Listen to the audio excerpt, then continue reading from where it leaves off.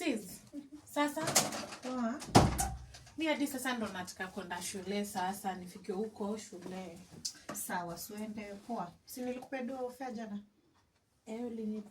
Ulinipea transport but kuna kitu sikukwambia. Shule hapo kwa hostel wametuongezea fee. Sijui ni ya nini hiyo ya sijui ni project fee.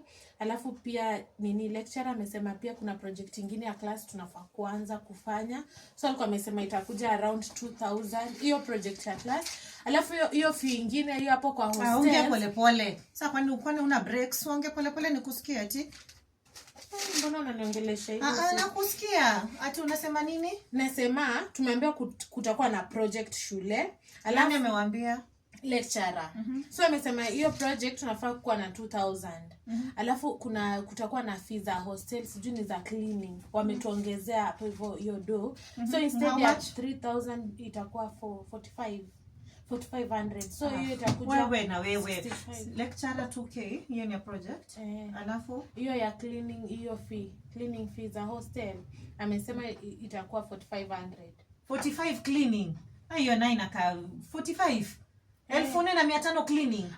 Hujanielewa. Yani ilikuwa 3000. So 3000 wapi? 2000 lecturer. Alafu si tulikuwa tunalipa cleaning fee 3000. Sasa saa hii wamesema tuongezee ifike 45. So hiyo ni 2000, hiyo ni 35, si 45. That is 3500. So imeongezwa 1500. Yes.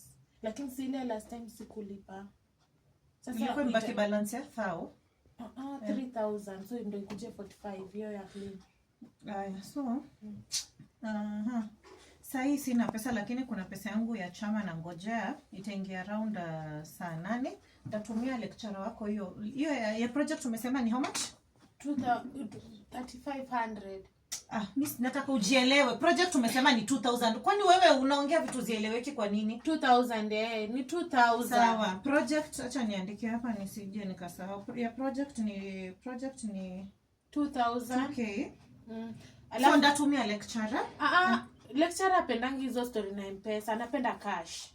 So nafaa kwenda nayo saa hii nikienda. Sasa saa hii sina, ndatumia lecturer, ndampigia simu alafu hiyo za hostels ndakuja kuongea na management.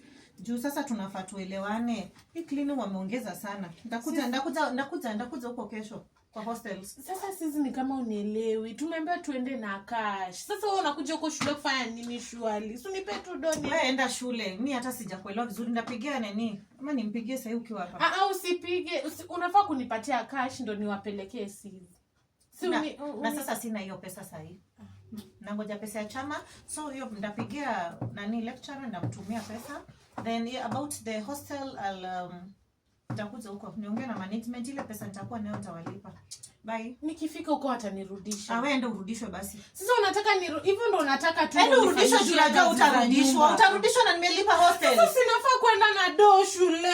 Mimi sisi wewe unapendanga tu kunitesa shwali. Mbona unakuwa mkali? Nimekulipia school fees already. Si school fees nishalipa, unafukuzwa nini? Hostel nishalipa. Wewe utaenda kwa mamako wewe. Usinipeleke huko. Hebu toka hapa ndatumia lecturer hiyo pesa. Basi ama nimpigie. Nisaidie basi 2000 ya nini? Ya nini? Upkeep. Wewe kwenda, kwani ile ni pesa nilikupatia juzi 4000 ulipeleka wapi? Kazi yako ni kununulia vijana huku nje mapombe. Hapana. Na maboxer. Ukiwa wish my birthday. Unafikiri sikuwa na hizo message ulikuwa umetuma kwa simu hapo umebaya huo boyfriend yako maboxers na socks? Ni kazi na Ebu enda shule wewe. Unachelewa. Enda shule. Mtoto nini msumbua? Nikirudishwa wewe ndo tena unafanya hiyo ndo. Usirudishwe kwa mama yake. Kai, sasa hii ni shida gani nilijilete huko Nairobi? Usirudi tu shago.